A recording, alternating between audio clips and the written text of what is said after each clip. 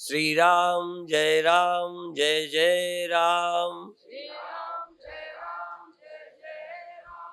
श्री राम जय जय राम।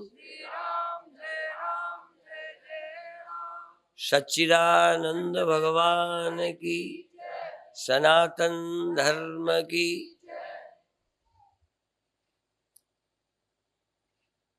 अभी अचानक ख्याल आ गया हमारा विदेश का।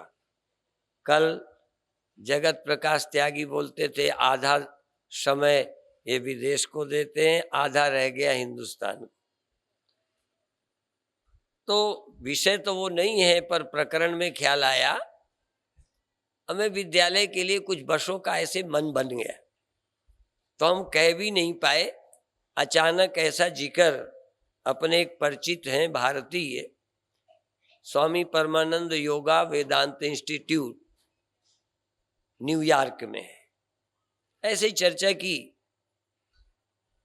कि कहीं ना कहीं देना होता है इस संस्थान के द्वारा, भारत की किसी संस्था की सेवा हो जाए। तो उनको योग संस्थान को अपनी ओर से नहीं करना पड़ा। एक डॉक्टर नारायण अमनानी, उन्होंने 2 वर्षों के लिए 21 लाख रुपया वहां से भेज दिया, एक व्यक्ति ने। तो भारत में यदि कोई अच्छे काम करने हैं तो वहां से धन सहज मिलता है। वहां के लोगों ने भी मेरे से खुद ही कहा कि यहाँ के लोग भीतर से खोखले हैं, ऊपर इनके धन का अंबार है पर भीतर इनके कुछ नहीं है, खाली पड़े हैं। धन भी, चूंकि हम गरीब देश में हैं, इसलिए तुमको धन की बड़ी ललक दिखाई पड़ती है, पर जिनके पास धन आ गया है उन्हें पता है कि धन ने किसी को कोई शांति नहीं दी है। अभी तुम्हें चूंकि गरीब देश के लोग हो, इसलिए यहां गरीबों को बहकाना आसान है। अरे तुमका शोषण करते हैं, तुम गरीब रहने दिया, तो आदमी के दिमाग धर्म से अलग जाता है। वहां पैसे का अंबार लगा है पर चैन नहीं है। तो वहां के विदेशियों ने मुझे कहा कि इनको आप भीतर की शांति दें और ये तुम्हें भारत की संस्थाओं के लिए धन देंगे। इनके पास वही फरात है और हम लोगों के पास अध्यात्म ही फरात है, कोई लेने वाला नहीं है। यहां अभी धन की तरफ लोगों का ध्यान गया है, बल्कि यहाँ के गरीब को बहकाना बड़ा आसान है। धर्म को अफीम कहो, गरीब को जच जाता है। गरीबों को बहकाना यहाँ आसान है, जहां गरीब नहीं तुम क्या बहकाओगे। वहां का अमीर आदमी धर्म में आ रहा है, चूंकि सब कुछ देख लिया, अब उन्हें धर्म की जरूरत है। यहाँ के गरीब आदमी को इसलिए बहकाया जाता है कि उसके पास पैसा कम है, इन लोगों ने तुम्हारा शोषण किया, तुम्हारी उन्नति नहीं होने दी। पर मान लो जो अमीर है उनका क्या बन गया, जो पढ़े हैं उनका क्या बन गया। इसका मतलब ये नहीं है कि पढ़ाई का मैं विरोध करता हूं, पर पढ़े लिखों का कितना जीवन अच्छा हो गया, पढ़े लिखों को कौन सी शांति बढ़ गई। ये पढ़े लिखे लोग आत्महत्या कर रहे हैं, पढ़े लिखे लोगों की और हालत खराब है। गरीब आदमी तो अब भी 100 रुपए का काम रोज कर सकता है। और भी बताऊं, विदेश में भी वहां के अध्यापक का वेतन कम है, मजदूर ज्यादा कमाता है। ये सच्ची बात है और थोड़े दिनों बाद यहां भी होना है। गरीब आदमी की, श्रमजीवी की कमाई ज्यादा हो जाएगी। यदि बीए करके, इंटर करके यदि कोई 700 में पढ़ा रहा है तो मजदूर क्या करता है, आज नहीं कल मजदूर फायदे में होगा।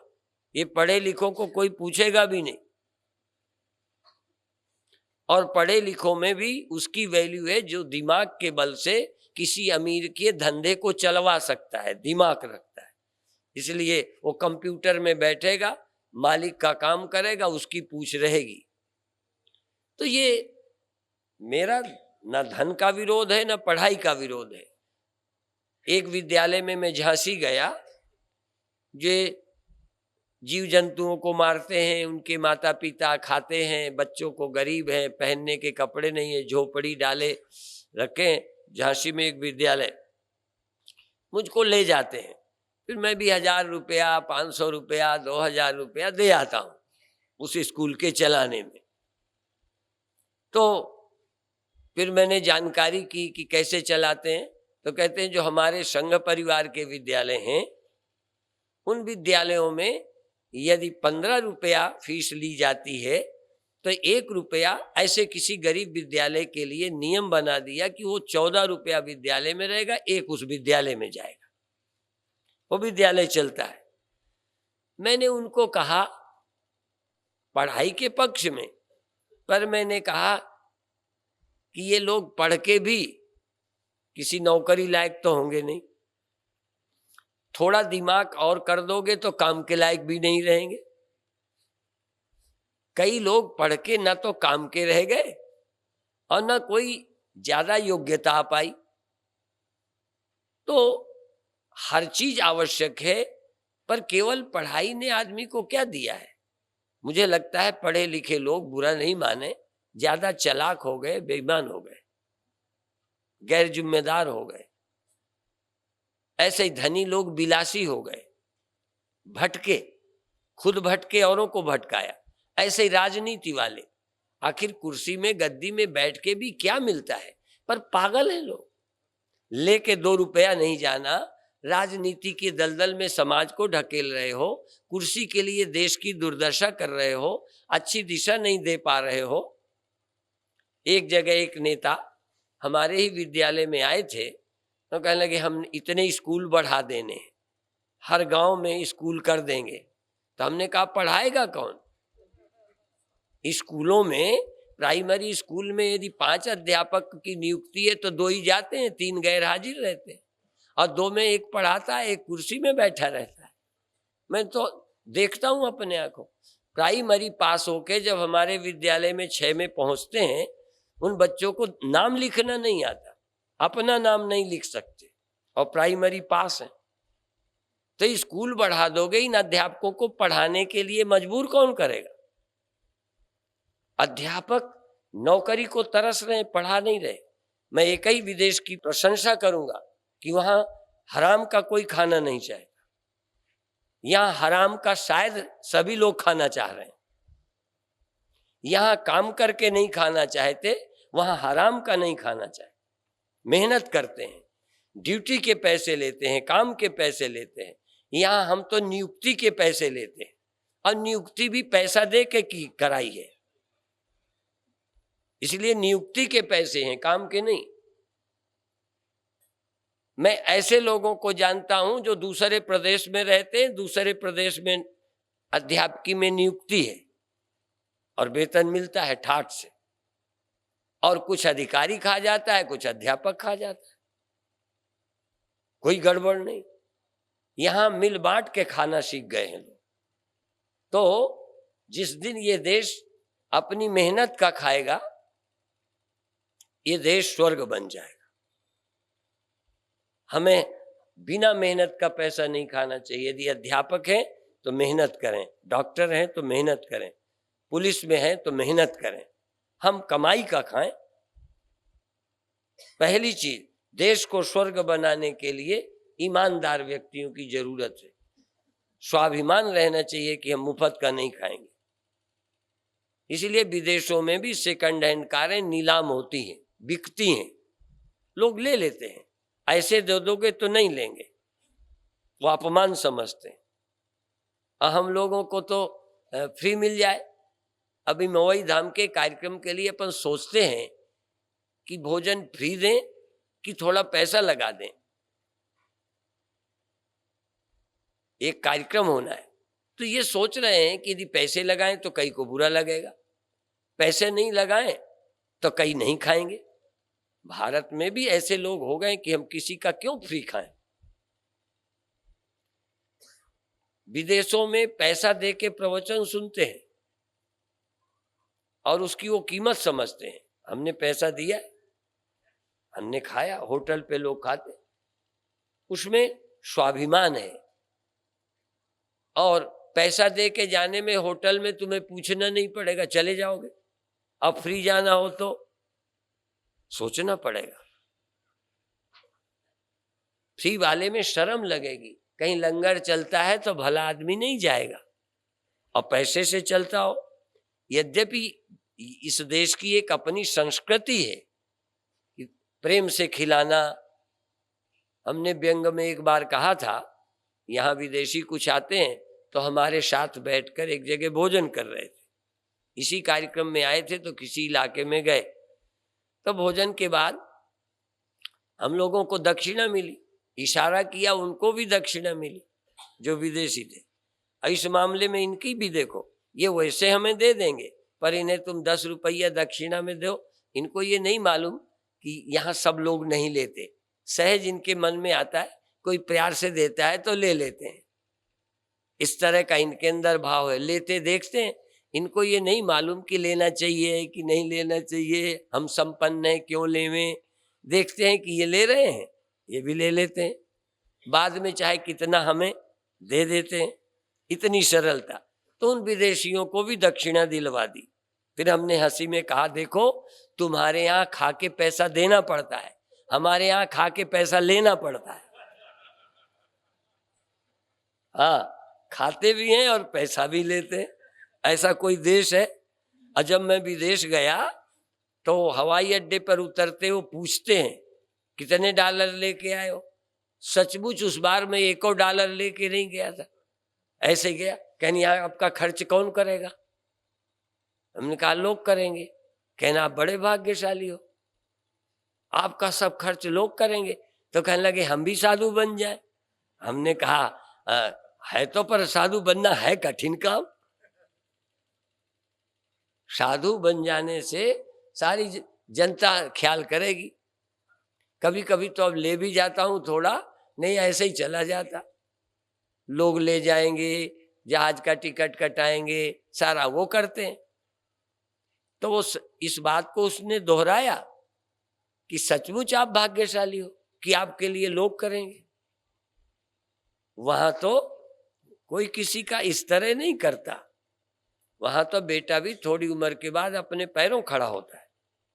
अखबार बेचेगा, काम करेगा, पार्ट टाइम ड्यूटी अदा करेगा, पढ़ाई भी करेगा, थोड़े घंटे सेवा करेगा। वहां अपने पैरों खड़ा होना सिखाया जाता है। जबकि हम देखें जानवर तक हमसे ज्यादा पैरों खड़ा है।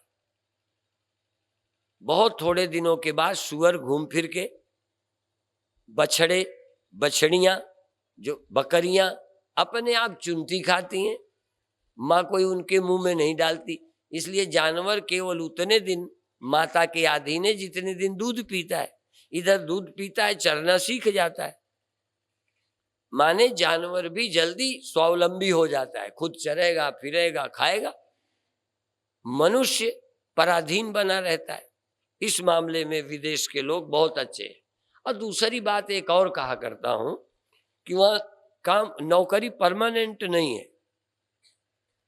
यहां किसी कर्मचारी से कहो काम करो तो कहता है क्यों? वो कहते हैं सरकार टेम्परेरी है, हम परमानेंट है। सरकार का चुनाव होता है, 5 साल बाद रहे ना रहे, हम तो परमानेंट है। इसीलिए वो काम नहीं करते। यदि नौकरी भी टेम्परेरी हो जाए, बुरा नहीं मानना। यदि काम करने वाले को नौकरी मिले तो देश तुरंत सुधर जाए। कि जो काम नहीं करता उसे नौकरी से हटा देने का अधिकार हो जाना चाहिए। एक काम कोई सरकार कर दे तो मैं उसे बधाई दूंगा। अपने आप काम करोगे, आपके बाप करेंगे? आपको हटा कोई सकता नहीं, ज्यादा से ज्यादा नाराज होगा नेता तो यहां से दूसरे स्कूल भेज देगा बस। तुमको निकाल भी देगा तो तुम केस लड़ जाओगे, कोर्ट से फिर जीत जाओगे, और 3 साल बिना काम के पैसे और ले लोगे। वैसे ही बिना काम के लेते थे, और भी मिल जाएगा। ये जो सुविधा प्राप्त है भारत के लोगों को, ये बहुत बुरी है। इसीलिए कोई काम नहीं करता। ऐसे ही साधु बनने का सम्मान है, साधु बने चाहे न बने। यहां पर भी यही है। यदि जो साधु नहीं है उनका समाज में सम्मान ना हो, सुविधा ना हो, तो हम मजबूर हो जाएं साधु बनने के लिए। पर कपड़ा लाल होते ही, कभी कभी हमने संतों से सुना है कि मूड मुड़ाए 3 गुण, सिर की मिट गई खाज, झंझट गई। मूड मुड़ाए 3 गुण, सिर की मिट गई खाज, बनी बनाई रोटी मिले और लोग कहें महाराज। इसलिए बाबा बढ़ रहे हैं। अभी इनमें से कई आदमी बहुत अच्छे हैं, हम लोगों से भी अच्छे हैं, पर जब खाने का नंबर आएगा, आज हमने देखा साधुओं की पंक्ति, पहले मंडलेश्वरों की लग गई, फिर बचे बचाए साधुओं की लग गई, तुम्हारा तीसरा नंबर। जिनके पैसे से भंडारा होगा उनको बाद में मिला, और जो फ्री खाने वाले पैर छूकर दक्षिणा सहित पहले मिला, तो आप ही बढ़ जाएंगे। बढ़ने का कारण है। तो इसलिए जिसमें सुविधा होगी आदमी शामिल होने लगता है। सरकारी नौकरी लोग क्यों चाहते हैं, प्राइवेट क्यों नहीं करते? प्राइवेट काम को क्यों राजी नहीं? क्योंकि वो काम लेगा तो पैसे देगा,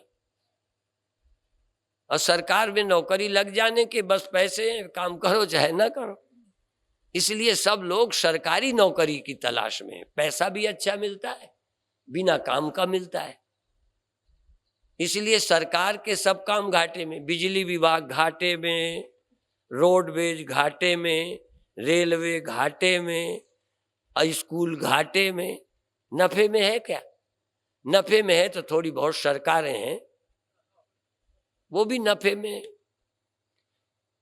असल में प्राइवेट बसें लाभ में चलती हैं, प्राइवेट कोई संस्थान लाभ में चलते हैं, प्राइवेट स्कूल चलाने वाले लाभ में चलाते हैं, सरकार के ही सब घाटे में जा रहे हैं। क्या कारण है? तो मेरी दृष्टि से कोई पूछे तो मैं कहूंगा, भारत की सरकार कोई रही हो, सब सरकारें निकम्मी रही हैं, समाज को कोई अच्छा काम नहीं दिया है, दिशा नहीं दी है। यहां बसपा, सपा, भाजपा और कांग्रेस का मामला नहीं है, पूरी राजनीति क्या है।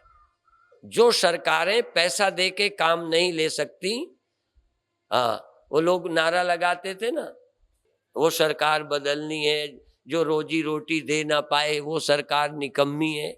और हम कहते हैं रुपया दे के काम न ले वो सरकार निकम्मी है। ऐसा कोई बेवकूफ है दुनिया में कि पैसा दे काम न ले? तो सबसे ज्यादा बेवकूफ कौन है? सरकार। कौन सी? सब। हाँ, इसमें बचाना किसी को नहीं। हाँ, नहीं फिर लगेगा ये फलानी पार्टी के। जो सरकारें, इतना मूर्ख कोई नहीं कि पैसा देता जाए काम न ले, और जो प्राइवेट संस्थाएं काम नहीं ले पाएंगी, पैसा देगी, उनका भट्टा बैठ जाएगा। तो ये आवश्यकता है, तुम भी कहीं नौकर हो तो काम करो। मैं तुमसे भी यही कहूंगा, तुम पहले हमारे भक्त कहलाओगे। यदि हमारे भक्त हो, शिष्य हो, प्रवचन सुना है, तो जहां तुम नौकर हो, जितना खाते हो उतना करके दो। हमारे पूज्य स्वामी शरणानंद जी, अब उनका शरीर नहीं, नेत्र नहीं थे, वो अपने शिविर में अवैतनिक छुट्टी लेके शामिल होने देते थे। वैतनिक छुट्टी नहीं, कई लोग बीमार बन जाते हैं, क्या दिखा देते हैं, तो वेतन भी लेते रहते हैं, शिविर में मटर गश्ती भी कर लेते हैं। वो कहते थे यदि शिविर में आओ तो पैसा काट के आओ, उन दिनों का वेतन ना लो। जिन दिनों काम नहीं उन दिनों का वेतन क्यों लेते हो? आप ईमानदारी करते हो, धर्म ये भी तो है कि बिना काम का हम नहीं लेंगे। हम छुट्टी ले रहे हैं, साधना के लिए ले रहे हैं, अपने किसी काम के लिए ले रहे हैं, तुमसे क्यों पैसा लें? जिन दिनों काम करेंगे उन दिनों के पैसे लेंगे, जितने घंटे काम करेंगे उतने घंटे के पैसे लेंगे। इसीलिए विदेशों में ठेका टाइप का बहुत चलता है। आप भी जिंदगी को जरा इस तरह सोचें कि कितना हराम का लेते हो। और ये बात इसी पे लागू नहीं है, जिस संस्था में रहो, लोग कहते हैं कुत्ता जहां बैठता है वो झाड़ू लगाता है, साफ करता है, फिर बैठता है, कुछ करता है। ऐसे ही जहां हम रहें, विदेशी लोग जब कोई होटल छोड़ेंगे, जगह छोड़ेंगे, तो कूड़ा कचरा छोड़ के नहीं जाते, साफ करके जाते हैं कि लगे कोई सभ्य आदमी यहाँ ठहरा है। हम लोग जब जाएंगे तो कहो बीड़ी पिए का वो भी वहीं रह जाए, कागज मिल जाए, दोने मिल जाए, जूठे बर्तन मिल जाए, दरिया बिना झाड़ किए साफ किए वहीं छोड़ जाए। विदेशी लोग व्यवस्था करके जाते हैं कि कोई हम लोग जानते हैं, वो मानते हैं कि बड़ा आदमी सभ्य आदमी है जिसने ठीक करके छोड़ के गया है। हमारे यहाँ बड़ा आदमी है जो शौचालय का फ्लश भी चला के नहीं गया। समझ में आई ना बड़े आदमी की पहचान।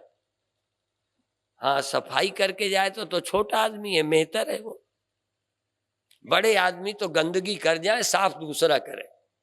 चूंकि यहाँ मेहतर साफ करते रहे, बड़े आदमी करवाते रहे, सो वही आदत पड़ी है। कई बार आश्रमों में भी ऐसे ही होता है। प्रायः जब हम कोई जगह छोड़ते हैं तो हम साथ वालों को कहते हैं ठीक करो पहले, तब जाना। नहीं, लोग कहेंगे स्वामी परमानंद जी इसमें ठहरे थे, तो तुम्हारे तो नाक है ही नहीं, हमारी जो है वो भी कटा लोगे। कई तो कटाए फिर रहे, है ही नहीं। भारतीयों के नाक ही नहीं है इस मामले में। वो इसी को नाक समझते हैं कि हम कुछ करके नहीं जाते। भारत के बड़े की पहचान है जो काम ना करे, काम करे वो छोटा। विदेश का आदमी अपना आप काम करे वो बड़ा आदमी है, स्वावलंबी। तो ये फर्क है सोच का। आपको भी हम कहेंगे ये गुण सीखो, वहां का कचरा मत लो। कई लोग आज भारत में विदेशी कचरा भी आ रहा है, इस चैनलों के माध्यम से, अखबारों में फोटोओं के माध्यम से। जो गंदगी भारत में नहीं आनी चाहिए वो विदेश की आप ले रहे हैं, और जो विदेश की अच्छाई है वो आप नहीं ले रहे हैं। हम जब तक जिए, ईशावास्योपनिषद का मंत्र है, कुर्वन्नेवेह कर्माणि जिजीविषे चतग्वम समा एवं त्वयि नान्यथे तोस्ति न कर्म लिप्यते नरे। 100 वर्ष तक कर्म करते हुए जीने की इच्छा करें। केवल जीने की नहीं, जीने की तो इच्छा सभी कर रहे हैं, पर हम अक्षम होके खाट में पड़े रहकर दूसरे से काम लेकर जिंदा नहीं रहना चाहते। 100 वर्ष तक हम देखने में, सुनने में, बोलने में, काम करने में सक्षम रहकर कर्म करते हुए जीने की इच्छा करें। दूसरे के आश्रित रहकर जीना न चाहें। दूसरे के आश्रित क्या जीना, अपनी कमाई करके खाके जीवित रहें। और विदेशों में 80-80 वर्ष के बूढ़े भी काम करते हैं। भारत के भी लोग जो गए हैं वहां बुढ़ापे में भी खेतों में काम करते हैं। पंजाब की बहुत महिलाएं, साध्वी ऋतंभरा जहां की हैं, वहां के लोगों को मैंने कनाडा में देखा, खेतों में काम करने बूढ़ी माता जा रही है। यहां बुढ़ापे में लोग नहीं, वहां बुढ़ापे में भी काम करते हैं। सिर डोलने लगे हैं, बूढ़े हो गए हैं, काम करते हैं। बिना काम के वहां जिंदा रहना मुश्किल है। यहां बिना काम के लोग ठाठ से जिंदा हैं। फर्क बहुत है।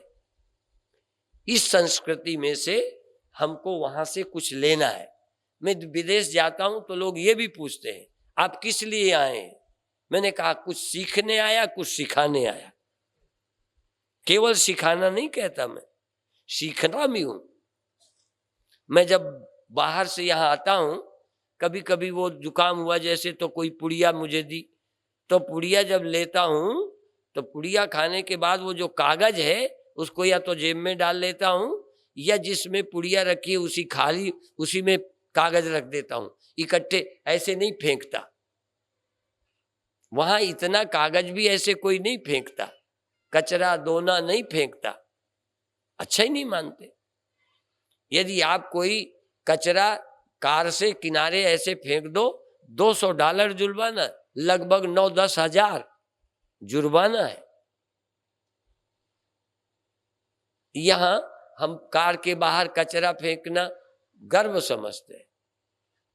यहाँ हम गाड़ी रोककर जंगल में ही जाते हैं। पहले से प्रसिद्ध है, कहाँ गए? जंगल गए। जंगल में जाते थे ना शौच वगैरह। तो अभी भी गाड़ी हमको जब रोकते हैं तो ऐसी जगह जहाँ जंगल में जा सकें, वहां जब भी रोकते हैं पेट्रोल पंप, गैस स्टेशन पर रोकते हैं, वहां बाथरूम बने हैं, शौचालय बने हैं, चाय पानी है, सब साधन है, गैस डलवाओ। वहां 20-20, 15-15 मील पर ये सब साधन है। यहाँ से जाओ आगे, पैदल कोई मिलता नहीं, सब गाड़ियों में चलते हैं। वहां पोस्टमैन गाड़ी से जाता है, काम करने वाला मजदूर यहाँ से जाएगा 10 किलोमीटर 20 किलोमीटर खेत तक कार में जाएगा, वहां काम करेगा, कार में बैठ के आ जाएगा। यहाँ कार मिनिस्टर को नसीब नहीं है। एक बार सूर्यभान राज्यपाल थे उत्तर प्रदेश में, वो मवई धाम विद्यालय की नींव रखने भी गए और उद्घाटन करने भी गए। तो उन्होंने कहा, जब मैं विदेश गया तो एक गांव में भी गया, शहर के बजाय गांव में गया कि यहाँ क्या कमी है। तो गांव वालों से पूछा कि कोई राष्ट्रपति तुम्हारे यहाँ आए तो तुम क्या मांगोगे राष्ट्रपति से? तो कहते हैं, हम कहेंगे यहाँ हवाई अड्डा बनना चाहिए। गांव में हवाई अड्डा। कहें, हम जब आते हैं यहाँ गांव में, हमें बिजली नहीं है, हमें रोड नहीं है, हमें पानी नहीं है, ये मांगते हैं। भारत में गांव ये मांगता है, विदेश का गांव एयरपोर्ट,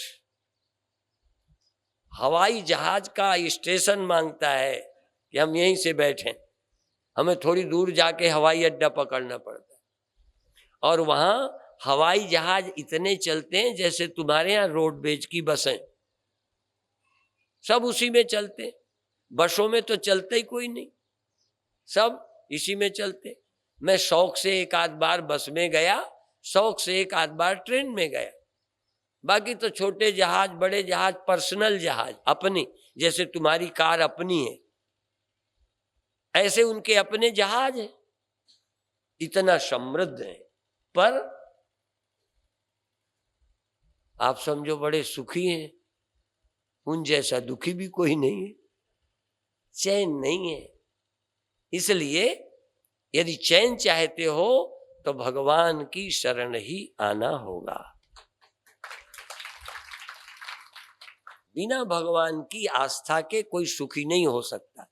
पर दुर्भाग्य से यहाँ के राजनैतिक गरीबों को परमात्मा से तोड़कर केवल धन की तरफ, पदों की तरफ खींच रहे हैं।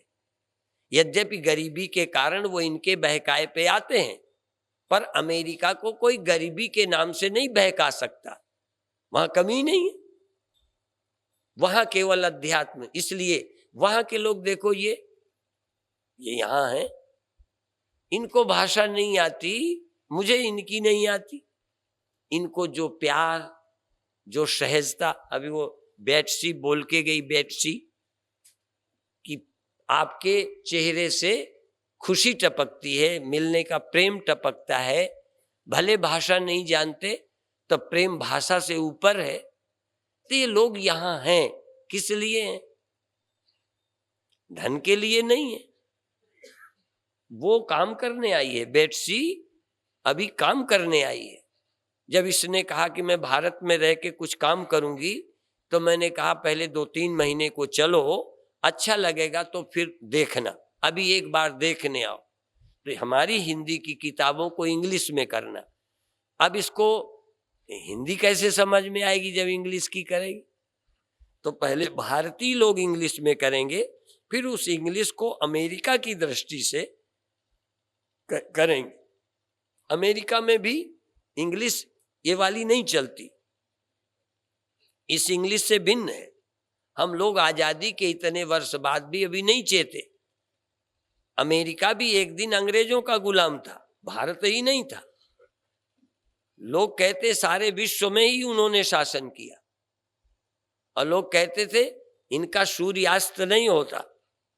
खैर, अस्त होना शुरू हुआ, पर आज भी अभी बहुत बेवकूफ राष्ट्रों में अंग्रेजी छाई हुई है। इन्होंने आजादी के बाद उनकी अंग्रेजी की नकल नहीं की। उन्होंने अंग्रेजी तो है, पर जो उन्होंने किया वही हम क्यों करें? आखिर भाषाएं बनाई हुई हैं। जैसे बीच में यहां पर भी परिवर्तन हुआ था, गणित में परिवर्तन हुआ, नाप में, सिक्कों में परिवर्तन हुआ, दशमलव पद्धति आई। संत बिनोआ ने अक्षरों में भी परिवर्तन किया कि आ ई लिखना है तो ई की मात्रा आ में लगाओ, आ में ई की मात्रा लगाओ, ऐसे ऐसे कई चीजें और भी बदली। तो अब हम लोग विदेशों में क्या है, वो इनकी वाली अंग्रेजी नहीं पसंद करते, वो मानते हैं गुलामी है ये, वो गुलाम नहीं रहना चाहते। आज वो सारे विश्व में आगे हैं क्योंकि उनकी चीज में से जो चीज नहीं भाई छोड़ दी। हम लोग अभी उन्हीं के तलवे चाटे जा रहे हैं विदेशियों के। थोड़ा बहुत बदला है, कानपुर, अब वो KNPUR सीधा सीधा है। अब विदेशी जो करते थे वही करते रहे, उनके उच्चारण गलत थे या उनके ढंग थे, उनकी जबानें थी, उनकी नकल हम क्यों करें। और तुम्हारी हिंदी इतनी अच्छी है, ये बेलरी बताती है कि यहाँ की हिंदी कितनी समृद्ध है। एक चीज के लिए, ये तो भाई शिव और दो चार ही नाम जानती है कि सैकड़ों नाम है, विष्णु के सहस्र नाम, शिव जी के हजारों नाम, एक एक चीज के हजारों नाम। हम पानी बोलते हैं, नीर बोलते हैं, वारी बोलते हैं, तोय बोलते हैं, अंग्रेजी में एक वाटर है, दूसरा नाम ही नहीं है, स्काई है। हमारे यहाँ कमल के कितने नाम हैं, एक एक चीज के लिए इतने नाम दिए हैं और थोड़ा थोड़ा अर्थभेद भी है। यहाँ परमात्मा के ब्रह्म है, आत्मा है, निराकार है, कालातीत है, भगवान के कितने अक्षर शब्द दिए हुए। तो आप अपनी इस समृद्धि भाषा को, समृद्धि को समझो। अध्यात्म भारत का बहुत ऊंचा है, इतना चिंतन विश्व में नहीं किया। ये नहीं है कि विदेशों में कोई नहीं हुए, बहुत लोग इस देश से प्रभावित हुए हैं और वहां पर भी इसका प्रचार किया है, पर मूल अध्यात्म की उपज भारत से है, वेद से। परमात्मा का जो विचार दिया, परमात्मा की जो परिभाषा की, परमात्मा के जो लक्षण बताए, वो भारत ने बताए। परमात्मा के विषय में यद्यपि मनुष्य के स्तर को देखते अनेक तरह की उपासना पद्धतियां यहाँ विकसित हुई, उसका परिणाम ये भी हुआ कि यहाँ समाज बटा भी, कुछ लोग इसे मानते कुछ उसे। लेकिन ये बुराई नहीं थी, ये बटना भी हमारे लिए हानिकर नहीं था यदि राजनीति खराब ना हो। राजनीति के कारण हिंदू का बटना बुरा हो गया, क्यों कोई इस उपासना को कोई उस एक हो ही नहीं पाता। राम के नाम से एक नहीं, कृष्ण के नाम से एक नहीं, हनुमान के नाम से एक नहीं, जाति के नाम से एक नहीं, धर्म के नाम से एक नहीं। अब एक न होने से कोई नुकसान क्या था, जब चूंकि दुनिया में संघर्ष और युद्ध रहते हैं तो जो एक है उसकी सुनी जाती है, जो एक नहीं है उसकी सुनी नहीं जाती। इसलिए हमारी समृद्धि भी, विशेषता भी आज बुराई बन गई। ये बहुत चीजें, इतनी स्वतंत्र सोच बुरी नहीं है, पर बुरी इसलिए है कि हम न गाय के नाम से एक हुए। पहले गाय के नाम से एक होते थे, अब कोई कहते हैं अरे गाय क्या है।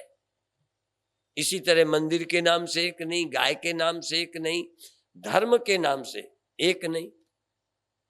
माने हम लोग विभाजित हो गए। फिर अब भी कहता हूं, यदि इस देश में ये चुनाव और ये गंदी बातें ना हो तो अलग बने रहे तो क्या है, क्या नुकसान है। नुकसान तब होता है कि जो चीजें संख्या के आधार पर मिलती हैं, हाँ संख्या के आधार पर, जिसकी संख्या ज्यादा उसकी मांग माननी पड़ेगी। प्रजातंत्र में ज्यादा जो होंगे, जिसके ज्यादा वोट होंगे उसके व्यक्ति जीतेंगे, उनकी बात सुनेंगे।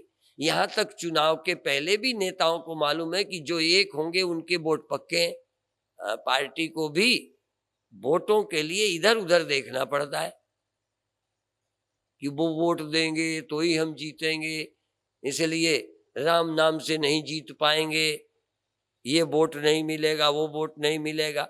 क्योंकि हिंदू अब राम नाम से एक नहीं, गाय के नाम से एक नहीं, किसी नाम से एक नहीं, पंडितों के नाम से एक नहीं। पहले सारे लोग पंडितों को मानते थे, पंडितों को गाली भी देते। पहले मंदिरों के नाम से एक होते थे, अब मंदिरों के भी खिलाफ है। मतलब यहाँ लोग बट गए। उस बटने का राजनैतिक कारणों से नुकसान है। नहीं, हम किसी को मानते रहे, क्या फर्क पड़ता है, हम किधर को पूजा करें, किसी को माने, तो देश को कोई हानि नहीं होती। पर आज हम अपनी अच्छी मांगे भी पूरी नहीं कर सकते। आज हम चाहें कि ऐसे पिक्चर बंद हो तो तुम एक नहीं हो। आज आप चाहो कि स्कूल में ऐसी पढ़ाई हो, नहीं हो सकती, क्योंकि दूसरे मजहब के लोग हैं, वो कहेंगे हम नहीं चाहते। लो, तो बहुत आवश्यकताएं हैं, राष्ट्रीय दृष्टि से भी सोचना चाहिए। ब्रह्म ज्ञान का मतलब ये नहीं है कि और कुछ सोचना ही नहीं। अब देखो, हम ब्रह्म ज्ञान की कथा सुनाते हैं, पर हम ही ने जगत प्रकाश त्यागी को कहा कि आगे की योजना रखो। हम ब्रह्म ज्ञान की कथा करें तो यहाँ शौचालय नहीं चाहिए, स्नान घर नहीं चाहिए, भोजन नहीं चाहिए, ठहरने की जगह नहीं चाहिए। तो हम ब्रह्म ज्ञान की कथा करके आपको दिमागी दुखों से मुक्त करते हैं, बौद्धिक दुखों से मुक्त करते हैं, और बुद्धि में निर्भय निश्चिंत होकर, जब तक संसार शरीर है इनकी जरूरत है। इसलिए कोई ज्ञानी संत मूर्ख नहीं मिलेगा तुम्हें, ये भी बता दूं। वो आश्रम का देख रेख है, सारी व्यवस्था है, अच्छा चलाते हैं। और हम तो आश्रम के अलावा स्कूल चलाते हैं, अस्पताल चलाते हैं। यदि ये सब बेकार हैं तो हम क्यों चलाते हैं? इसका मतलब जब तक दुनिया रहेगी, रोटी चाहिए, कपड़ा चाहिए, मकान चाहिए, सुविधा चाहिए। और सुविधा तभी होगी जब हम लोग पुरुषार्थी होंगे, हम समझेंगे कि इसकी जरूरत है। कई लोग इसकी जरूरत नहीं समझते वेदांत सुनकर, और कई लोग वेदांत की जरूरत नहीं समझते, इसी पैसे में ही लग गए, या बहकाया जाता है। तो जिनको रोटी की जरूरत है, इसीलिए उमा भारती ने एक जगह बहुत अच्छी बात कही, राम रोटी। कोई राम की बात करता है तो रोटी की छोड़ जाता है, कोई रोटी की बात करता है कि हमें रोटी, कपड़ा, मकान चाहिए, धर्म और ईश्वर और मंदिर नहीं चाहिए। ऐसे भी लोग हैं। तो उमा भारती ने एक बहुत अच्छी बात कही, हमें राम और रोटी दोनों चाहिए। न केवल रोटी से काम बनेगा, न केवल राम से काम बनेगा। केवल राम वाले ने रोटी की चिंता छोड़ दी तो आधा समाज भूखों मरने लगा। कई ने रोटी के लिए राम छोड़ दिया, चाहे किसी देश ने चाहे, तो रोटी का तो ढेर लग गया, भूख खत्म हो गई, दिमाग दुखी रहने लगा, अशांत रहने लगा, टेंशन में रहने लगे, आत्महत्या करने लगे, जहर खाने लगे, और मन की शांति के लिए पाप करने लगे।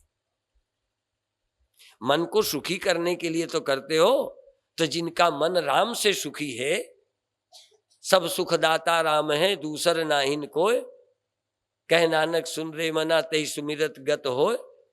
जिनके शांति परमात्मा से मिल गई, वो अपने सुख और शांति के लिए चोरी क्यों करेगा?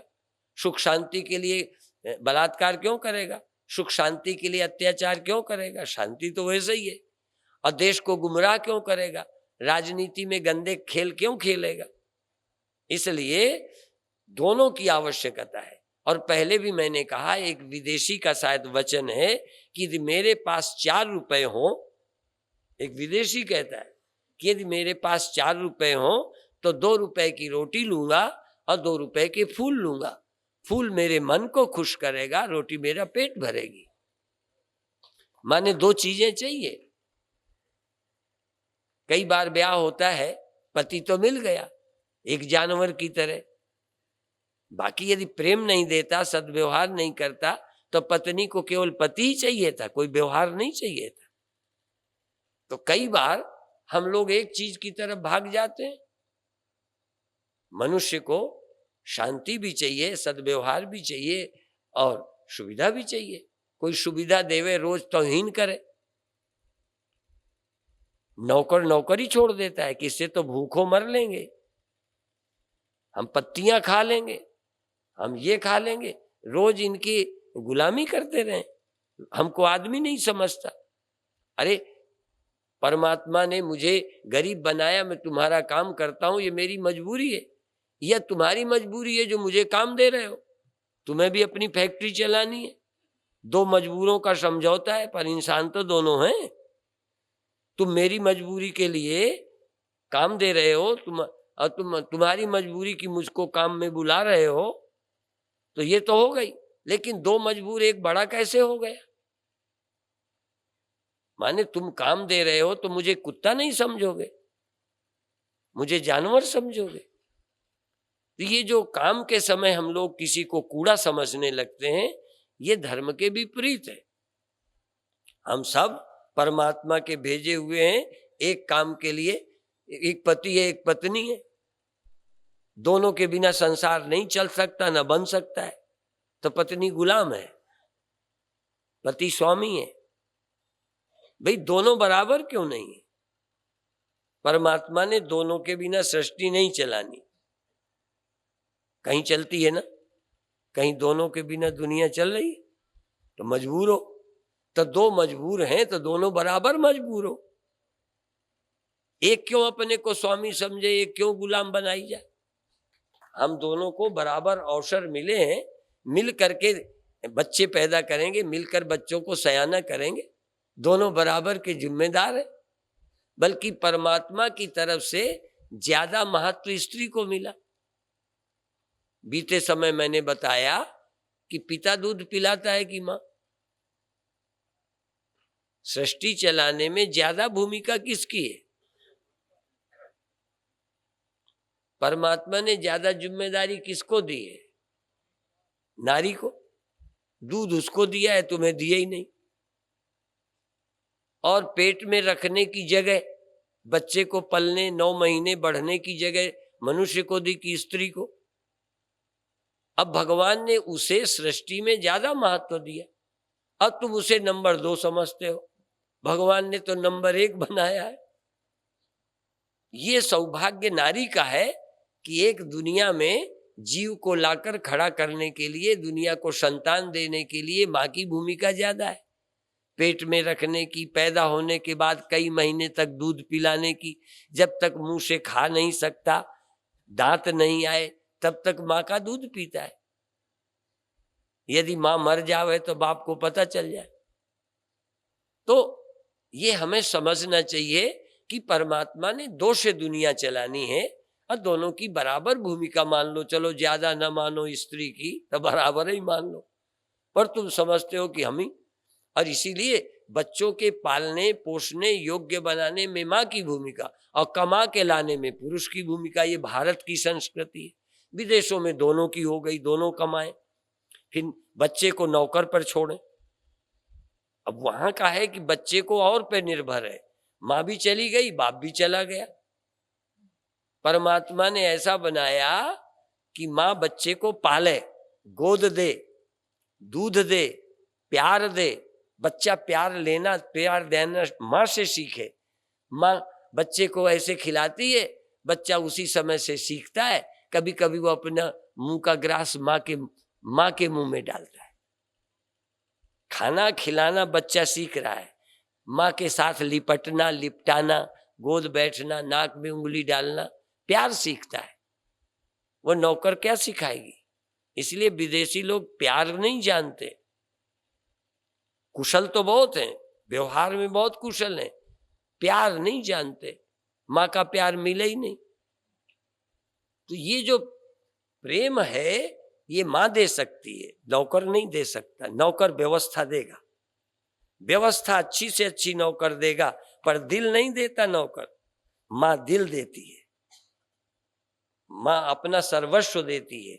मां बच्चे के लिए प्यार से गंदगी साफ करती है। करने के लिए तो वहां पैसे के बल पर कपड़े दे दिया, न बाप न मां दोनों जाएं काम में, दूसरी जगह वो बच्चा रहे। ये विदेशी व्यवस्था है। इसीलिए ऋतंभरा ने बच्चों का काम शुरू किया। तुम्हारे परिवार बिगड़ रहे, उन्होंने नए परिवार का सृजन कर दिया। यशोदा, कृष्ण यशोदा के लड़के नहीं है, पर क्या यशोदा ने कृष्ण को बच्चे की तरह नहीं पाला? तो अभिप्राय ये है कि बूढ़ों को प्यार मिले, बच्चों को प्यार मिले। अब प्यार की बात खत्म हो गई, व्यवहार रह गया, प्यार नहीं। विदेशों में व्यवहार बहुत अच्छा है, 1 मिनट में हिसाब चुकता करेंगे। यदि एक गिलास भी तुमने पकड़ा दिया तो थैंक यू, अभी हिसाब पूरा, कल का कोई लेना देना नहीं, आज ही हिसाब कर दिया। तुमने लिया, उन्होंने बदले में आपका हिसाब कर दिया, रिलेशन कुछ नहीं। हमारे यहाँ ऋण बाकी रहता था, उस ऋण को हम चुकता करते थे। पिता का ऋण, माता का ऋण, राष्ट्र का ऋण, हम ऋणी हैं। हमने यहाँ की रोटी खाई, जन्म जहां पर, हाँ, अन्न जहां का, हाँ, फिर क्या करें, इसकी रक्षा, हाँ, वो है प्यारा। जहां हमने जन्म पाया, जिसकी रोटी खाई, वो मेरा प्यारा देश है। जिस माँ ने पेट में रखा, जिसने दूध पिलाया, जिसने मेरी गंदगी साफ की, उस माँ, वो मेरी माँ है। इसलिए जब तक मैं जिंदा हूं, मेरी माँ रहेगी। नौकरानी नहीं हो सकती, बूढ़ी होकर के भी वो अनाथालय में नहीं रहेगी। इसलिए ऋतंभरा ने अनाथालय नहीं बनाया, बूढ़ों के लिए अनाथ नहीं, बच्चों के लिए अनाथ नहीं, अनाथ आश्रम नहीं, वात्सल्य ग्राम, प्यार जहां मिलता है, माँ जहां मिलती है, माँ को, बेटे को माँ मिलती है, माँ को बेटा मिलता है, नौकर नहीं मिलता, बेटा मिलता है जिसको छाती से लगा सके, तो मन तृप्त होता है। तो इस तरह से उन्होंने बहुत बड़ा प्रोजेक्ट, संस्था खड़ी कर दी। अनाथालय बहुत है, अनाथालयों की कमी नहीं है, पर माँ का प्यार नहीं मिलता। घंटी से जगाए जाते हैं, लात से जगाए जाते हैं, घंटी बजी रोटी खा लो। तुमने अपने बच्चे को कभी घंटी बजा के खिलाया? घंटी बजा के उठाया, माँ उठ जा बेटा, 4 बज गए, उठ जा, दूध पी ले, कुल्ला कर ले, स्नान कर ले, स्कूल जा। माँ प्यार से करती है, घंटियों से नहीं। अनुशासन अपनी जगह है, प्यार अपनी जगह है। इसलिए यहाँ के बच्चों ने प्यार जाना है, माँ ने प्यार करके अपने को पाला है, इसलिए बेटे के दुख से दुखी होती है।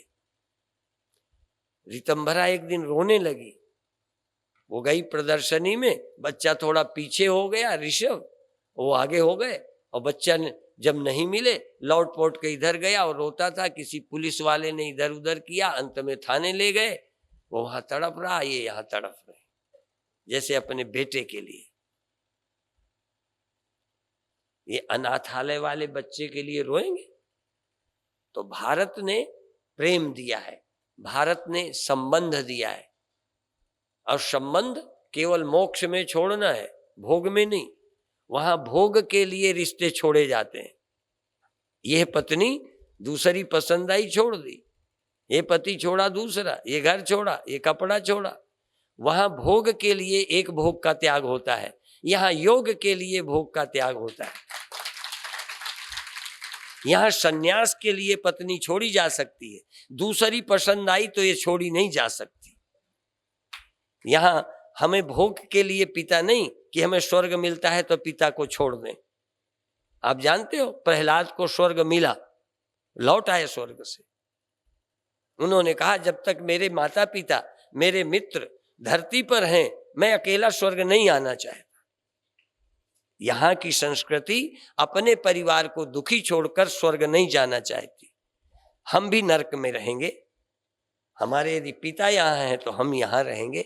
हमारा पिता अनाथालय में हो और मैं होटल में, मैं मौज मस्ती करूं, ये भारतीय संस्कृति नहीं है। भारतीय संस्कृति पिता को दुखी नहीं देख सकती, माता को दुखी नहीं सकती, और माता पिता भी बेटे को दुखी नहीं देख सकते। ये कथा तो बहुत प्रसिद्ध है कि एक लड़का किसी प्रेमिका के चक्कर में आ गया। अब प्रेमी देख लो ना कि फंस गया ये, फिर वो भी न चाहती है। गर गधी के कान में कह दूं कि तुम पर हूं फिदा, है यकी कामिल की वो भी घास खाना छोड़ दे। यदि गधी को तुम कह दो मैं फिदा हूं तो कहेगी मैं घास नहीं खाऊंगी। तुम फिदा तो होके देखो। क्या नखरे हैं। तो एक लड़का प्रेम में फंस गया, तो उन्होंने कहा ऐसे नहीं ऐसे नहीं, कह क्या करो, कह माँ का दिल ले आओ, मार के उसका दिल ले आओ। और वो भी जानती थी आज नहीं कल माता बाधा बनेगी, बेटा माँ के प्यार में कहीं मेरे को ना छोड़े, तो अब अक्का फंसाना। तो लड़का सोती माँ को काट के उसका दिल लेके चला। कहते हैं कहावत, दिल देखो, तो अब मरा हुआ दिल है, दिल लेके चला तो जल्दी खुशी में था, प्रेमिका से मिलने के लिए सफल होके जा रहा था, माँ को मार के सफल हो रहा था। देखिए, तो वो जब चला तो पैर पर चोट लगी, गिर पड़ा तो दिल भी गिर पड़ा। तो दिल पूछता है बेटा तेरे को लगा तो नहीं। तो माँ का दिल मरने के बाद भी बेटे के लिए, इसलिए कुपुत्रो जायेत क्वचिदपि कुमाता न भवति। इसलिए माता उसे कहते हैं जो बेटे को दुखी नहीं देख सकती। जो आजकल बेटों को छोड़कर पति नई पत्नी कर लेता है, पत्नी नया पति कर लेता है, दोनों बच्चों को अनाथ छोड़ जाते हैं। वहां के अनाथालय यहां भी वो शुरू हो गए हैं। एक माँ आई बेटी को छोड़ने ऋतंभरा के पास, उनका तुम भी रह जाओ यहीं।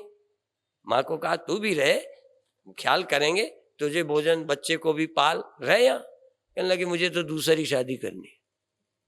माँ ने माँ दूसरी शादी करे, अनाथ बच्ची को ऋतंभरा पाले। ये देखिए आदमी कहाँ पहुंच गया। जिस बच्चे के लिए माँ जान देती थी, आज माताओं का भी दिमाग खराब कर दिया इन पिक्चरों ने, इस सभ्यता ने, ये सोच ने। माँ अपने बच्चे को छोड़ सकती थी। तो हमारा मतलब है कि हम व्यवहारिक बातें भी कुछ सीखें, इस जीवन को, इस धरती को स्वर्ग बनाने में हमारा भी कुछ योगदान हो, इस युग का निर्माण करें। गायत्री परिवार वाले लोग देश में निर्माण के काम में लगे। हम भी केवल भजन ही नहीं करें, पूजा ही नहीं करें, पाठ ही नहीं करें, ये भी करें, पर साथ में अपनी जिस धरती पर रहते हैं इसको हम नरक न बनाएं, स्वर्ग बनाने का काम करें।